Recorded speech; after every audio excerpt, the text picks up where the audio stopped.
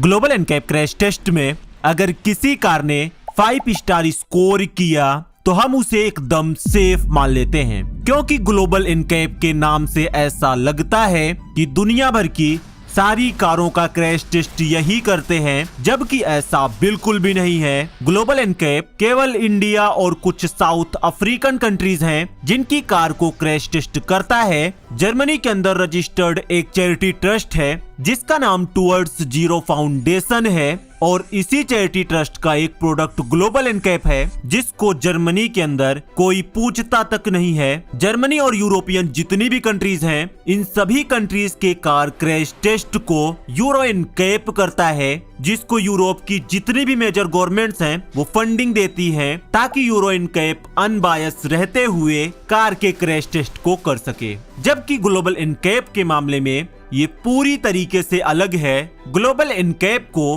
किसी भी गवर्नमेंट से कोई फंडिंग नहीं मिलती है, इवन इंडिया की भी गवर्नमेंट इन्हें कोई फंडिंग नहीं देती है। और इनकी प्रॉब्लम यहीं पर खत्म नहीं होती है। ग्लोबल एनकैप जिन कार्स को क्रैश टेस्ट करता है, इनमें से ज्यादातर कार का क्रैश टेस्ट जो है वो स्पॉन्सर होता है और सन 2021 लास्ट के पहले तक ग्लोबल एनकैप यह डिस्क्लोज नहीं करता था कि किस कार को इन्होंने अपने खर्च के ऊपर क्रैश टेस्ट किया है और कौन सी कार का crash test sponsor crash test है। जिन कार्स का क्रैश टेस्ट स्पॉन्सर होता है, ज्यादातर केस में ग्लोबल एनकैप इन कार्स को डायरेक्टली मैन्युफैक्चरर के प्लांट से पिक करते हैं। और यहाँ पे भी एक काफी बड़ा डाउट आता है कि कैसे मेक श्योर करते हैं कि जो मैन्युफैक्चरर है इनको एक स्पेशल ट्रीटमेंट वाली कार नहीं देता है जो कि स्पेशली इनके क्रैश टेस्ट के अंदर अच्छा परफॉर्म करे। इसके साथ ही साथ क्रैश टेस्ट रेटिंग के अंदर भी ये छेड़छाड़ करते हैं। एग्जैक्टली इन्हीं सारे पॉइंट्स को इस वीडियो में हम कवर करने वाले हैं, जहाँ पे हम मेनली ये जानने वाले हैं कि ग्लोबल एनकैप की क्रैश टेस्ट रेटिंग के ऊपर हम कितना ज्यादा ट्रस्ट कर सकते हैं। और साथ में हम ये भी जानने वाले हैं कि ग्लोबल एनकैप क्रैश टेस्ट कैसे करता है और ये रेटिंग कैसे देते हैं। तो ग्लोबल एनकैप क्रैश टेस्ट में कार के फ्रंटल इंपैक्ट को चेक करता है और साइड इंपैक्ट को चेक करता है। मेनली ये फ्रंटल इंपैक्ट के ऊपर रिलाई करते हैं, बस 5 स्टार देने के लिए ये साइड का क्रैश टेस्ट करते हैं। बाकी इनकी जो मेन रेटिंग है वो फ्रंट से ही आती है। फ्रंट इंपैक्ट को चेक करने के लिए एक ये क्लोज इन्वायरमेंट के अंदर जो कार है उसको 64 किलोमीटर पर आवर की स्पीड के ऊपर एक दीवार से ले जाकर टकराते हैं। और क्रैश टेस्ट के इंपैक्ट को मेजर करने के लिए ये कार के अंदर 2 डमीज प्लेस करते हैं एडल्ट की, एक ड्राइवर सीट के ऊपर और एक ड्राइवर सीट के जो बाजू वाली सीट होती है उसके ऊपर, और जो पीछे वाली सीट होती है इसके ऊपर ये चाइल्ड की डमी प्लेस करते हैं। और इन डमीज के ऊपर कलर मार्किंग की जाती है और इसी से सारा इंपैक्ट और रेटिंग इनकी निकल के आती है। ग्लोबल एनकैप मेनली डमीज के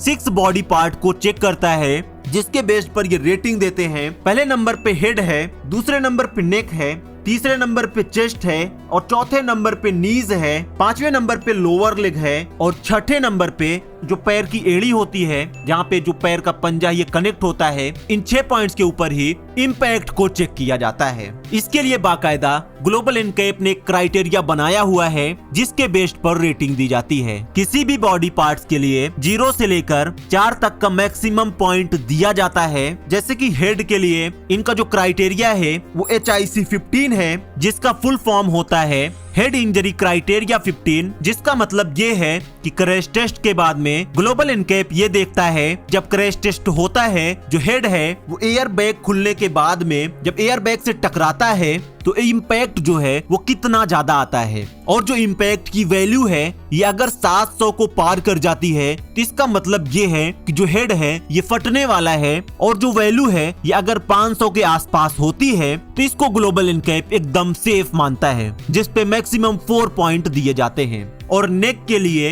ये टेंशन को मेजर करते हैं जो कि किलो न्यूटन्स में मेजर किया जाता है। चेस्ट के लिए ये कंप्रेशन को मेजर करते हैं। अगर जो वैल्यू है ये 22 मिलीमीटर के आसपास होती है तो इसको सबसे अच्छा माना जाता है। और जो वैल्यू है अगर ये 42 मिलीमीटर को क्रॉस करती है इसका मतलब ये है कि चेस्ट के ऊपर काफी खतरनाक इंपैक्ट आने वाला है और चेस्ट पूरी तरीके से डैमेज हो जाने वाली है। और नीज के लिए ये कंप्रेशन को ही मेजर करते हैं। अगर जो कंप्रेशन है ये 6 मिलीमीटर का आता है तो इसको सबसे अच्छा माना जाता है। और अगर कंप्रेशन 15 मिलीमीटर के आसपास होता है तो इसको सबसे खराब माना जाता है। और फुट के लिए डिस्प्लेसमेंट को मेजर करते हैं। डमी का जो पैर है ये इसको क्लच के ऊपर रख देते हैं। जब क्रैश टेस्ट होता है तो उसके बाद में इसका जो डिस्प्लेसमेंट है वो 100 मिलीमीटर के आसपास हुआ है तो इसको ये सेफ मानते हैं। और अगर जो डिस्प्लेसमेंट है वो 200 मिलीमीटर के आसपास हुआ है तो इसका मतलब ये है कि आपका जो पैर है वो टूटने वाला है।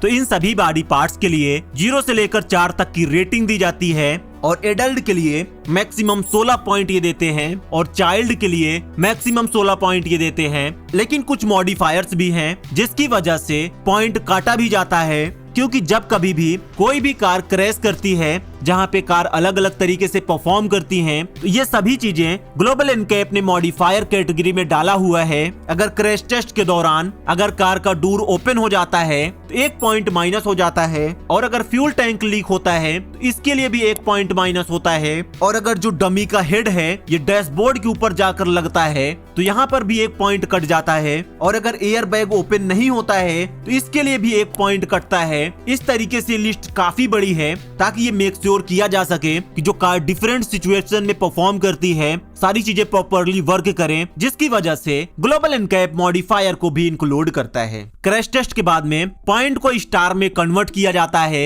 0 पॉइंट के लिए 0 स्टार दिया जाता है और 4 पॉइंट पर 1 स्टार दिया जाता है। 10 पॉइंट पर 2 स्टार दिया जाता है और 16 पॉइंट पर 3 स्टार दिया जाता है।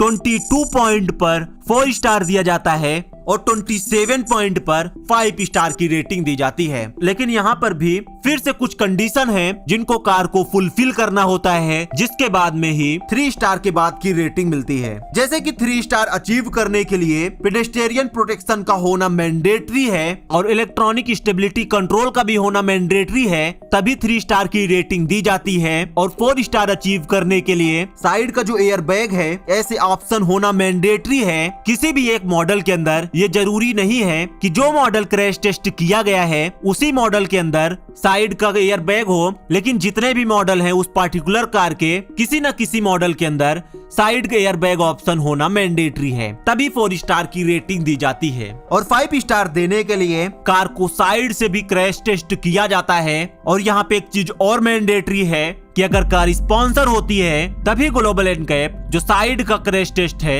ये करता है। अदरवाइज ये अगर अपने खर्च ऊपर क्रैश टेस्ट कर रहे हैं तो ये साइड का ये क्रैश टेस्ट नहीं करते हैं। तो इन सारी रिक्वायरमेंट को फुलफिल करने के बाद किसी भी कार को 5 स्टार की रेटिंग मिलती है। तो अब हम बात कर लेते हैं कि इनकी रेटिंग के ऊपर हम कितना ज्यादा ट्रस्ट कर सकते हैं। तो एक्चुअल में बस प्रॉब्लम इतनी सी है कि ग्लोबल एनकैप सारी चीजों को डिस्क्लोज नहीं करता है। फॉर एग्जांपल ये जो चंदा लेते हैं इनके ऊपर एलिगेशन ये है, एक लॉबी एग्जिस्ट करती है इंडिया के अंदर पार्ट्स सप्लायर की, क्योंकि जो लॉबी है ये ग्लोबल एनकैप को बोलती है कि जो क्रैश टेस्ट है वो फ्रेंडली बनाया जाए। जो लॉबी सप्लायर हैं इनके पार्ट्स के अकॉर्डिंग, और ये कितना सही कितना गलत है ये तो मैन्युफैक्चरर ही बता सकते हैं, लेकिन ग्लोबल एनकैप ये चीज डिस्क्लोज नहीं करता है, जिसकी वजह से काफी बड़ा डाउट आता है। बाकी जो दूसरी प्रॉब्लम है स्पॉन्सरशिप डिस्क्लोजर वाली, तो ऐसा लगता है कि ग्लोबल एनकैप कुछ कंपनियों को फेवर करना चाहता है या इनका कुछ और एजेंडा होगा, जिसकी वजह से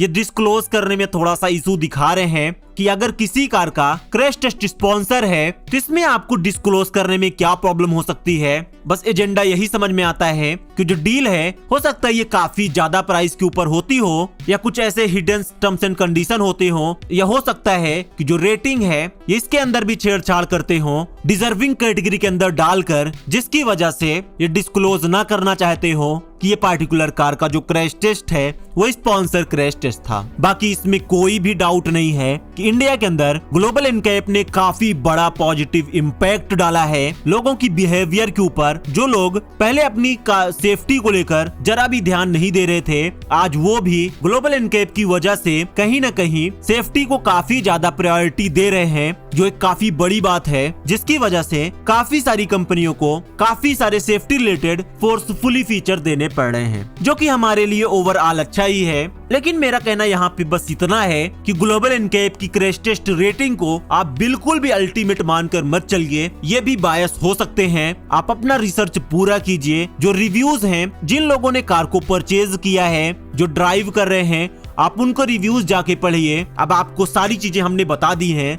मेरे हिसाब से अब आप जज कर सकते हैं सारी चीजों को। और आप कमेंट में जरूर बताइए कि आपके अकॉर्डिंग ग्लोबल एनकैप की जो सेफ्टी रेटिंग है उसको आप कितना अच्छा समझते हैं। बाकी लास्ट तक देखने के लिए थैंक यू।